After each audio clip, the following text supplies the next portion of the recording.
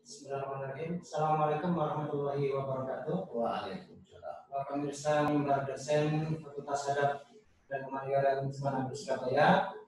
Alhamdulillah pada kesempatan kali ini kita bisa berjumpa lagi dalam satu sesi diskusi perbincangan yang insya Allah akan sangat menarik karena kita akan bicara tentang Islamisasi kawasan Pandalungan hingga Belambangan, terutama pasca runtuhnya Majapahit. Insya Allah kita akan menggali informasi terkait tema itu dari seseorang yang memang pakar di bidangnya. Itu salah satu guru besar Universitas Surabaya. Beliau dikenal sebagai pakar sejarah Islam, punya riwayat riset yang sangat ekstensif dan juga karya luar biasa. Salah satunya diantaranya terkait termasuk tentang Sunan Giri dan juga bagaimana Islamisasi di area Pandalungan hingga Belambangan. Nah, sehingga sangat tepat kiranya kalau kita berbicara dengan beliau. Kita sapa langsung saja beliau, yaitu Profesor Dr. Afwan Mukarram. Assalamualaikum, Prof. Waalaikumsalam. Ya. Prof, mungkin sebelum kita masuk ke tema intinya, ini kan pemirsa kita kan bisa jadi mungkin belum cukup familiar dengan beberapa istilah yang akan kita perbincangkan. Pertama, istilah Pandalungan. Jadi ini sebenarnya Pandalungan itu maksudnya apa? Ini merujuk ke kawasan atau area dengan karakter budaya yang seperti apa? Terima kasih, Pak Nyong. Kita bisa bertukar informasi tentang Pandalungan dan Belambangan. Istilah ini Pandalungan itu adalah satu istilah budaya yang di situ ada dua unsur pokok budaya. Yang satu adalah budaya Jawa, khususnya Jawa Timur, dan yang kedua adalah Madura. Masing-masing mempunyai ciri yang barangkali itu sudah platform dua budaya disebut dengan akulturasi. Akan tapi di sana di daerah asal yang didatangi budaya ini sudah ada kebudayaan, yaitu budaya Jawa Timur paling timur, yaitu budaya Muslim. Sehingga dalam istilah antropologi disebut dengan enkulturasi. Enkulturasi itu tiga budaya atau lebih. Pandalungan itu adalah kalau sekarang didominasi oleh saudara-saudara kita dari Madura. Ya, proses kedatangan mereka inilah yang kemudian banyak menginspirasi para peneliti untuk melakukan penelitian di daerah ini, baik budaya, ekonomi maupun agama. Nah, inilah yang kemudian menjadi kontroversi juga. Kapan sebenarnya agama Islam itu boleh masuk ke wilayah? Ada yang mengatakan bahwa seperti yang dikatakan oleh saudara kita wartawan Agus Sunanto yang mengatakan bahwa kerajaan Islam di Jawa itu yang pertama kali tidak di Demak, tapi itu Lamajan atau itu daerah Belanda. Padahal selama ini yang dikenal publik di Demak. Demak, iya. Dia menunjukkan bukti arkeologis, tapi sebagaimana kita ketahui bahwa orang kita begitu apresiatif terhadap makam, tidak tahu apakah itu makam tokoh yang disejarahkan atau bukan, biasanya itu sambil lalu saja. Sehingga ketika kemudian diputuskan, dia mengambil kesimpulan bahwa itulah tokoh sentralnya, terjadi kontroversi. Siapakah dia? Agus Sunanto mengatakan bahwa Islamisasi di daerah Pandalungan dilakukan oleh Arya Wiraraja. Kalau kita lihat dari ini asalnya tidak jelas, tapi kemudian dia memang itu pada periode Singosari terakhir. Dia orang kepercayaannya orang Bahuli atau Wisnuwardana. Sebagai orang sangat dekat, tetapi justru putranya Wisnuwardana yang namanya Kertanegara sangat tidak senang pada Arya Wiraraja. Dari proses ini, kondisi ini, Agus Sunanto mengatakan bahwa konflik antara Kertanegara dan Wiraraja dianggap sebagai konflik keagamaan. Jadi yang kemudian bukan politik, keagamaan. Akhirnya ada Wiraraja pada periodenya Kertanegara yang menjadi aliannya, maka dia dipindahkan ke Sumatera. Inilah asal usulnya mengapa Arya Wiraraja dikatakan sebagai orang Madura. Asalnya tidak jelas. Berikutnya, barangkali yang perlu kita perhatikan adalah tentang kebiasaan kita untuk mencoba, bukan memastikan, baru mencoba untuk mengislamkan sesuatu yang barangkali belum jelas. Gajah Mada saja yang namanya begitu besar, itu kemudian orang mengatakan sebagai Gus Ahmad orang Islam. Padahal dia Patih Majapahit yang kemudian muksonya juga tidak jelas. Seperti itulah yang keadaan kita atau sejarawan-sejarawan kita barangkali lebih lebih hati-hati untuk kita. Itu sementara mengawali dari perbincangan kita tentang mengapa ada Padalungan dan mengapa terjadi enkulturasi. Menurut saya bukan enkulturasi, tapi enkulturasi antara Jawa, kemudian Jawa Timur bagian timur yang mungkin Banyuwangi istilahnya usai, kemudian dari Madura. Jadi bisa dikatakan budaya Padalungan ini budaya hibriditas. Ya, istilah sekarang seperti itu ya.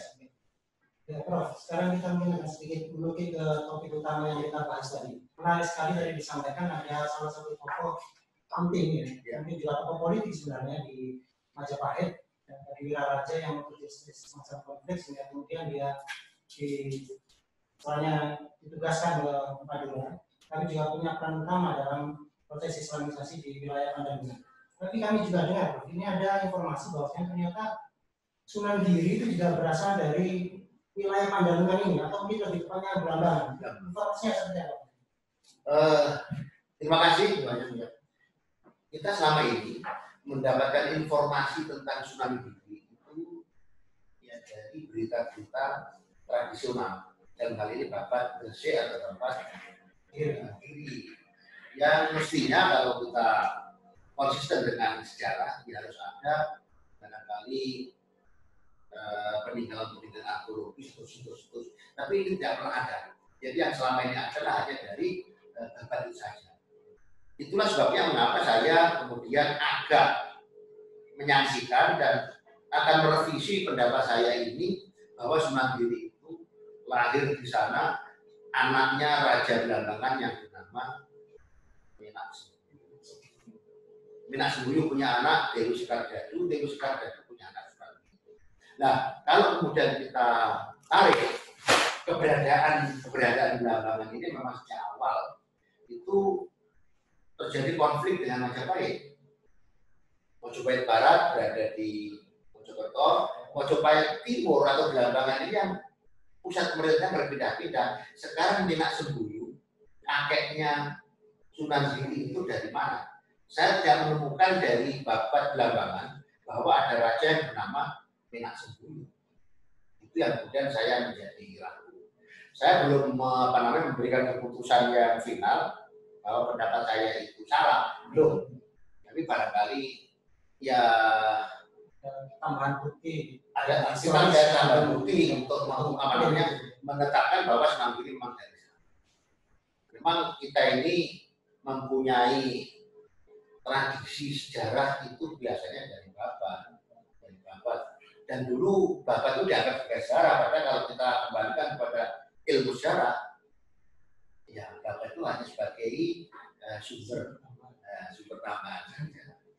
Inilah barangkali kisah sekelumit dari Sunan Giri, yang meskipun dia adalah seorang tokoh sentral yang memiliki kapasitas luar biasa, tapi sejarah juga masih gelap.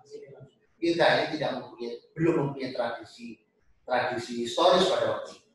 Ya, dan yang kita tuntut. Kita itu mempunyai tradisi menulis sejarah kan baru tahun 1946 ya. Setelah ada Gajah Mada mendirikan Fakultas Sejarah. Sebelumnya ya Dongeng Babat. Begitu banyak zaman. Ini Bro, kita tahu bahwasanya dalam sejarahnya ya, terutama sebelum atau sesudahnya juga hubungan antara Islam dengan mungkin masyarakat di Jawa Timuran ke timur ini tidak selalu harmonis. Ada konfliknya juga. Bahkan mungkin dikenal bahwa resistensi terbesar perkembangan Islam juga dari wilayah timur Jawa ini. Ya. Memang betul. Sama juga dengan di Madura. Sampai sekarang tidak ada kepastian. Islamisasi Madura itu dari timur atau dari barat. Jawa juga seperti itu. Orang mengatakan bahwa dari Makassar, kemudian ke Kalianget, Sumeneb, terus ke barat. Jadi tidak dari Surabaya kemudian ke Bangkalan, tidak. Itu Islamisasi Madura. Itu salah satu pendapat.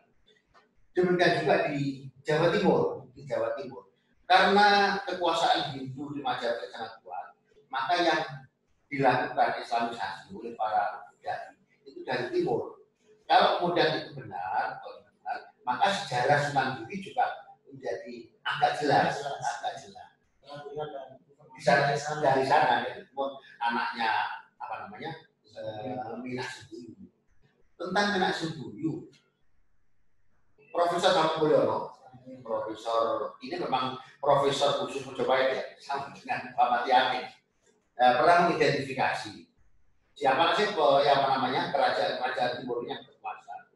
Dimulai dari Wirabumi yang secara tradisional sebagai Minak Jimbo.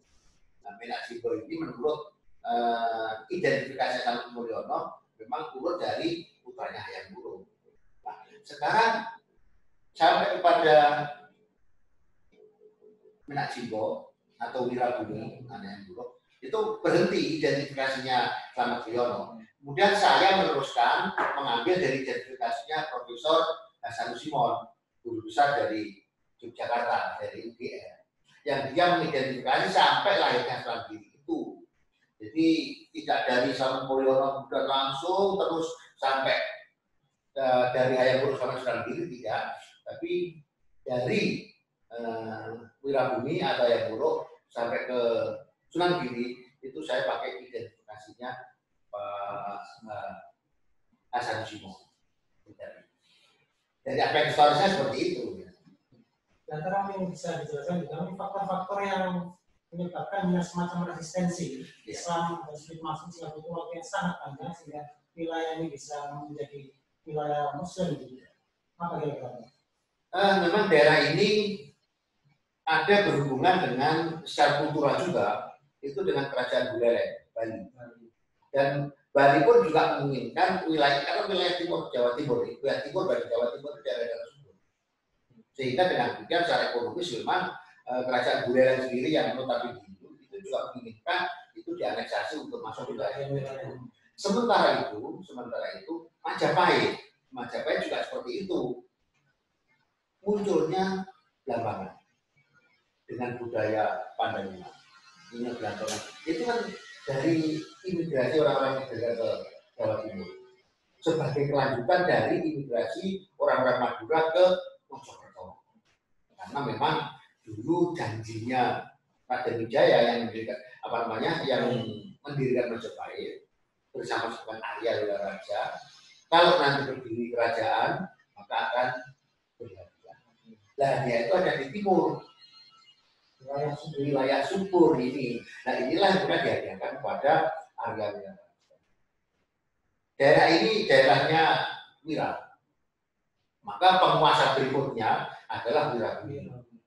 Itulah yang kemudian menjadi cikal bakal daripada Blambangan. Walaupun toh yang namanya wilayah ini sudah ada, tapi eksis itu adalah pada periode Wirabumi.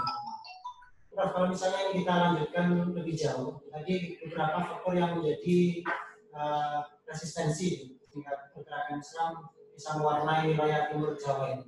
Nah, sekarang kalau misalnya kita fakta hari ini kita ketahui wilayah ini menjadi wilayah yang dominasinya adalah Muslim. Kira-kira faktor apa yang paling utama atau dominan? Atau mungkin ada tokoh-tokoh dari sana yang mempengaruhi sehingga daerah ini menjadi daerah yang Islam?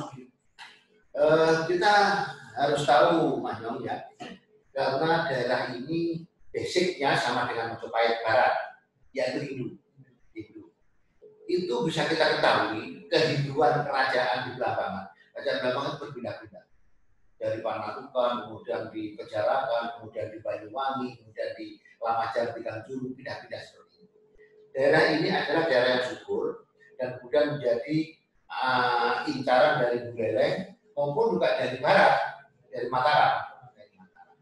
Daerah ini, daerah yang berbudaya pada ini sampai abad ke-18 18. Itu sebenarnya masih ada dominan Hindu sampai pada Raja Tawangalun.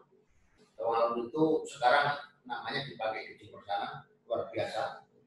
Tawangalun. Tawangalun ini adalah raja Hindu. Dari mana saya tahu Tawangalun Hindu? Kalau kita melihat ke belakang bahwa mulai abad 14-15 Islam sudah masuk tapi resistensinya tinggi. Tawangalun masih beragama Hindu. Kita tahu dari ketika wafatnya Tawangalun.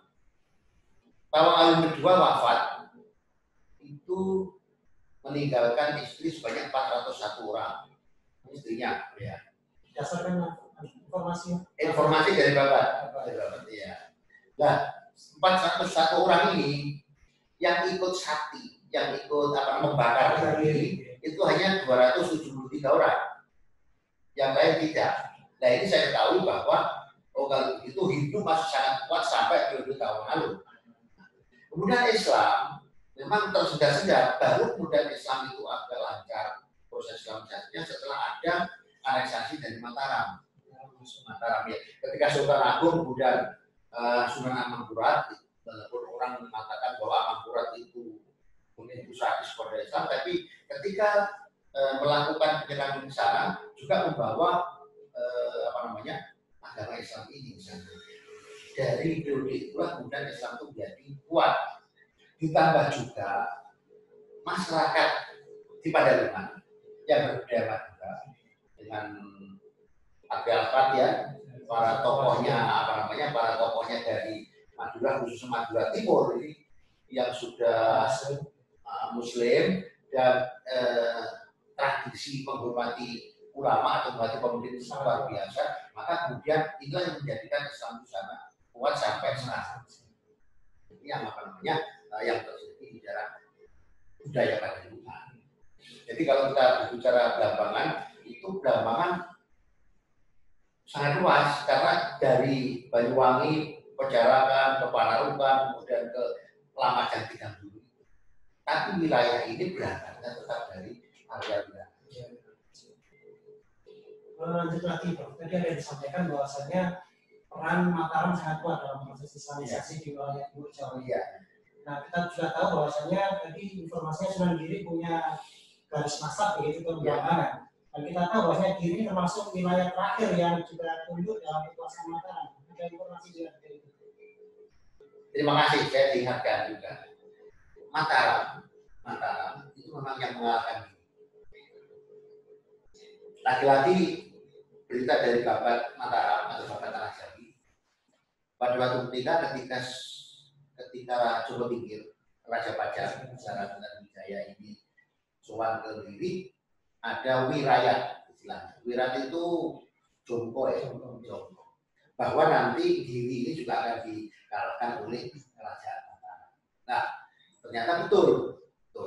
Nah, Mataram pada waktu itu memang satu-satunya kerajaan Islam yang ada di Jawa. Jadi orang Islam itu meletakkan beban kepada Mataram untuk proses Islamisasi itu di situ, di Mataram itu.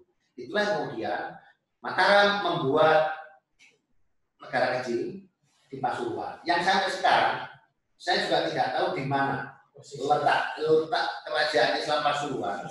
Ya, persisnya. Itulah yang kemudian berhadapan langsung dengan Blambangan Pasuruan ini. Jadi disaplai dari Mataram, kemudian ngeposnya di kerajaan Islam Pasuruan, dia yang kemudian mengalahkan Blambangan. Memang itu jauh setelah Sunan Giri. Dan Sunan Giri sendiri legitimasinya tinggi menurut saya. Apa sebabnya? Sunan Giri secara genealogis keturunan raja-raja Jawa atau Majapahit, yaitu dari ibu. Dari pihak bapak, Sunan Giri itu kan putranya Maulana Esa. Maulana Esa itu dari Asia Tengah. Kemudian nasabnya sambung ke Rasulullah. Sehingga legitimasi Sunan Giri itu di Jawa luar biasa. Karena orang Jawa politik, agama, ilmu, kemudian ekonomi. Ini yang menjadikan Giri itu sangat legitimate. Orang Jawa dulu di tempat saya ada bakul sate. Itu setiap Jumat lagi nyetar begini. Iya, karena menganggap Sunan Giri itu bertuah. Mengapa tidak ke Sunan Ampel atau yang lain?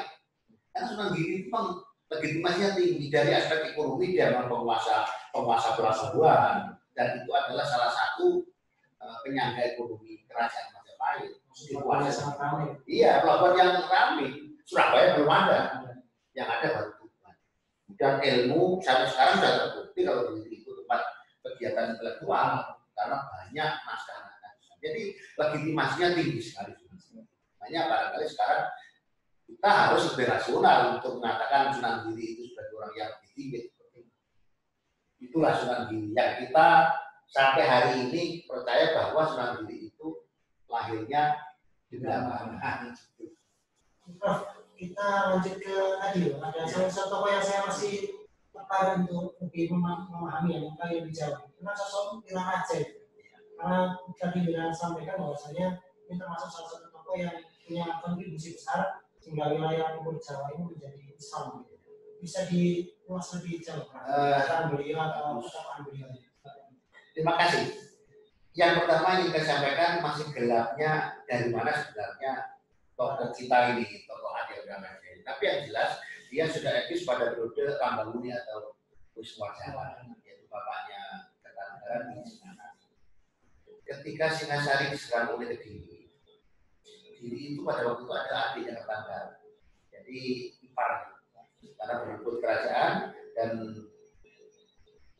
yang memberi informasi bahwa Singasari dalam keadaan lemah karena ada Pamalayu. Pamalayu itu adalah ekspedisinya Kertanegara menuju Sumatera. Kerajaan kosong. Nanti yang memberikan informasi bahwa kerajaan kosong ini adalah Arya Wiraraja.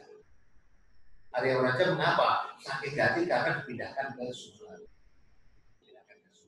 Itu yang menyebabkan mengapa Arya Wiraraja memberikan informasi kepada Raja Kediri, Jayakatwang, kalau mau menyerang sekarang waktunya, maka diserahlah Singasari hancur, larilah Raden Wijaya menantunya Kertanegara.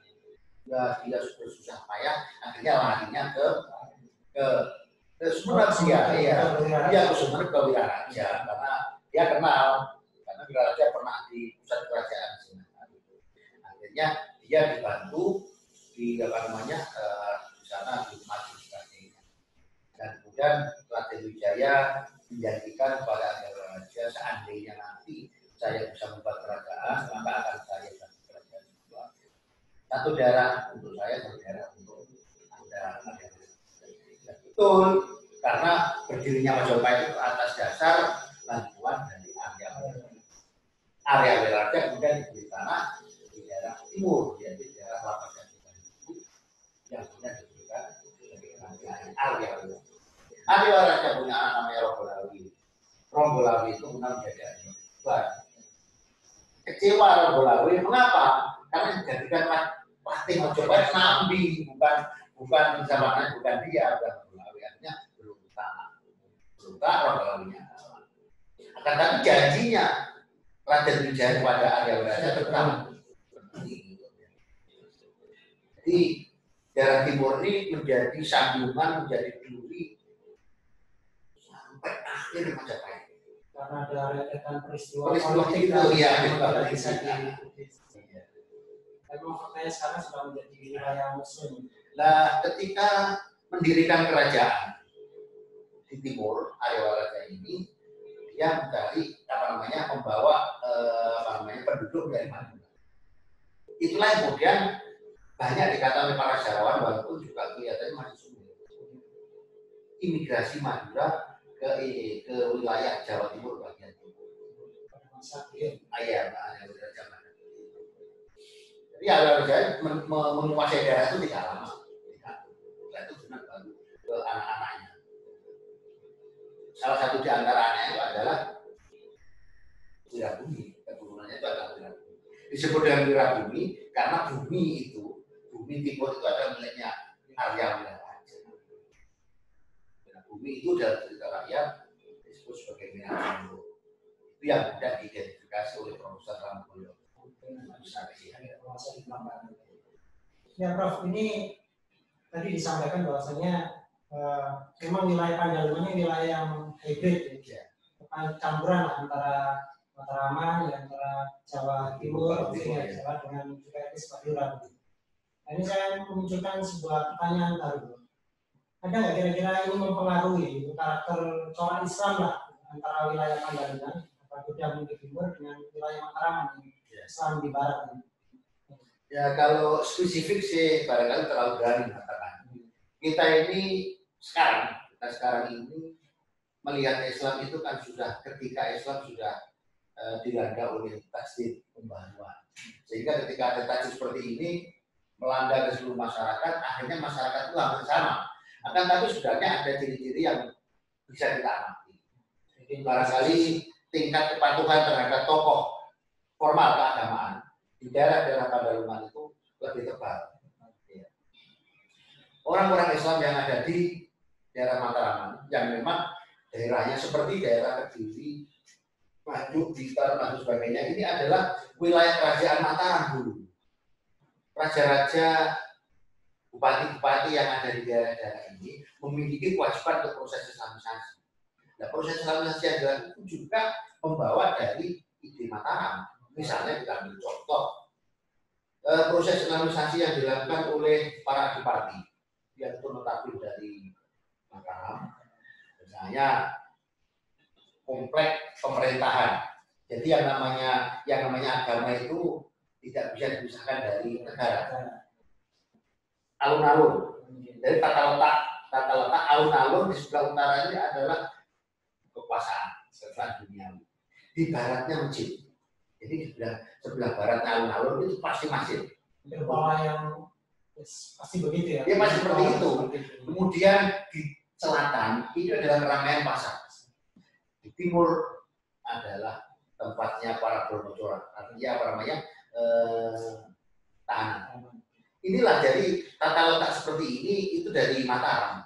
Sehingga agama yang disiarkan, yang dibawa oleh Mataram ke timur, ya seperti itu, tidak terlepas dari kerajaan. Keterikatan terhadap tokoh formal agama kurang, keterikatan terhadap tokoh agama tapi menjadi apa namanya kerajaan itu tinggi. Formal. Sementara yang dituduh pada tadi memang figur karisma dari seorang tokoh. Tokoh ya. Itu kalau kita mau lihat lebih tinggi seperti itu. Tapi sekarang karena problem tata letak itu sudah sedemikian ruwet. Iya, jadi kadang-kadang yang namanya kantor kabupaten ya tidak berada di utaranya alun-alun. Seperti kebutuhan. Iya, kebutuhan. Prof, ini perbincangan yang sangat menarik ya. Mungkin ada satu pertanyaan terakhir Prof, sebelum kita berbicara dengan para pemirsa Mimbar Presiden ini. Dari proses islamisasi area Pandalungan hingga Belambangan ini yang kita tahu masanya sangat panjang sehingga bisa kondisinya seperti sekarang ini. Kira-kira pelajaran apa Prof yang bisa kita petik? Mungkin semacam hikmah yang bisa jadi pelajaran bagi kita hingga proses kedepannya menjadi jauh lebih baik untuk konteks keindonesiaan. Ya. Saya, Terima kasih. Dalam penelitian saya tentang Sunan Giri dan asal, bahwa memang proses islamisasi timur seperti itu. Seperti kita katakan tadi bahwa ketaatan kepada tokoh keagamaan formal di timur sangat tinggi. Kalau saya, karena timur ini wilayahnya seperti itu, maka ketika terjadi proses pembaharuan tajdid dalam Islam dan ini tidak bisa ditinggalkan, akan terus berjalan. Maka bagi generasi yang akan datang, harus dapat memadukan antara budaya Pandalungan supaya tidak hilang. Supaya ketaatan terhadap tokoh sentralnya ini tetap sejauh itu tidak kemudian putus. Biasanya memang itu sangat dekat dengan para tokoh-tokoh politik yang kemudian ingin masuk ke wilayah timur, jangan coba-coba untuk mempolitisir agama. Sebab memang rawan sekali. Sejarahnya sudah sangat panjang. Secara panjang dan terbentuk menjadi seperti itu. Saya hanya khawatir kalau kemudian ini generasi mudanya, generasi anak-anaknya dia sekarang. Saya berharap generasi anak-anak dia sekarang ini juga memiliki komitmen seperti seperti yang dulu, tapi kemudian harus tahu bahwa sekarang terjadi harus pembaruan yang luar biasa. Itu yang nggak bisa ditinggalkan. Kalau di barat barangkali di Mataraman lebih mudah karena ada panutan tokoh pemerintah sentral itu. Kalau di timur kan dari iya. Jadi kalau kita kembali, saya harus mengatakan bahwa budaya Padalarang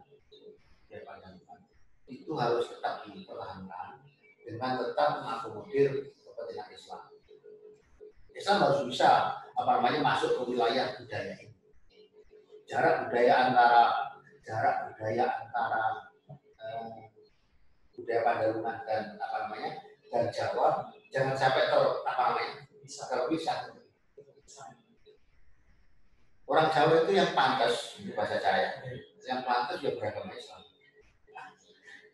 Statement saya ini dari Stanley, dari Profesor Stanley. Jadi orang Jawa itu kalau beragama lain nggak pantas. Pantasnya beragama Islam, tapi agama Islamnya itu bukan yang dimau dia, bukan agama Islam yang kemudian bahasa sekarang radikal, yang menghargai keragaman.